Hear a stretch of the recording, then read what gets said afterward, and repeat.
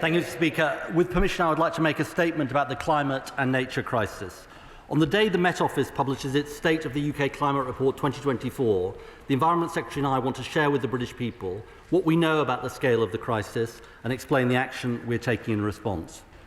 According to the World Meteorological Organization, the last decade has seen the 10 warmest years on record globally. And they say long-term global warming, assessed by a range of methods, is estimated to be 1.34 and 1.41 Celsius above pre-industrial levels. And last year was the first time we saw an individual year above 1.5 degrees. Today's Met Office report shows that in line with what is happening globally, the UK's climate is getting hotter and wetter with more extreme events.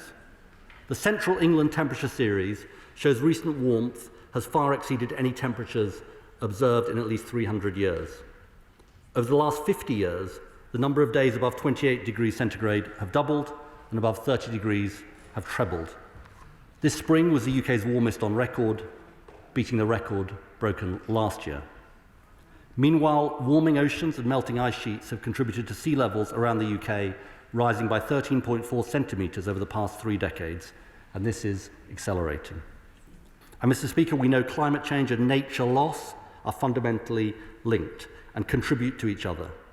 Globally, we are losing species at a much faster rate than at any time in human history. Here in Britain, a quarter of our mammals and nearly half of our bird species are currently at risk of extinction, with birds like starlings, turtle doves, and grey partridges under threat. The abundance of species in England has fallen by an estimated third since 1970. And Britain has become one of the most nature-depleted countries in the world. The climate crisis is also a massive threat to our economy.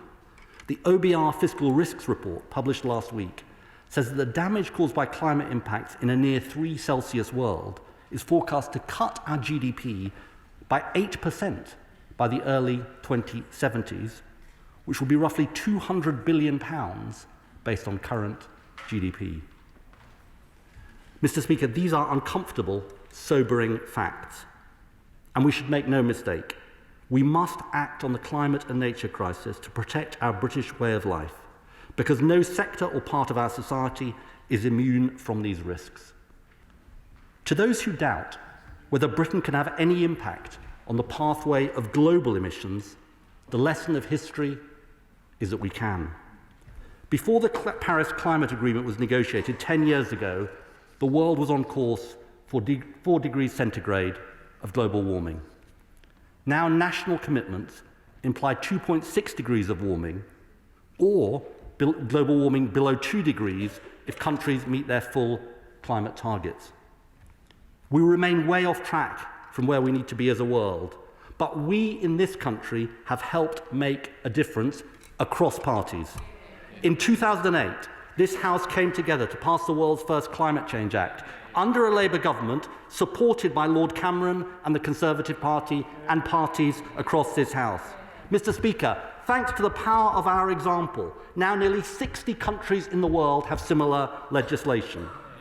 In 2019, under Baroness May, the UK became the first major economy to legislate for net zero by 2050, supported by the Labour Party and parties across this House. Now in part thanks to the actions at COP26 in Glasgow, including the leadership of Lord Sharma as president of the COP. 80% of global GDP is covered by net zero commitments. Mr. Speaker, let me close by saying that we've been at our best in this House when we've worked across parties on these issues. I want to thank the Honourable Member for South Cotswolds for introducing the Climate and Nature Bill, my honourable friends and members for Sheffield Hallam and Leeds Central, and Headingley for our discussions earlier this year and the run-up to that bill, as well as the other co-sponsors who highlighted the need for today's statement. And let me take this opportunity to pay tribute to current and former members across the House for their tireless advocacy on climate and nature. And Mr. Speaker, I'll end by saying this. The safety of our citizens, our natural world, the country we pass on, is not a Labour cause or a Conservative cause or that of any other party. It is a British cause. It is a cause of us all, and a cause that requires all of us to consider our responsibilities to the generations of today and the generations to come. And I commend this statement to the House.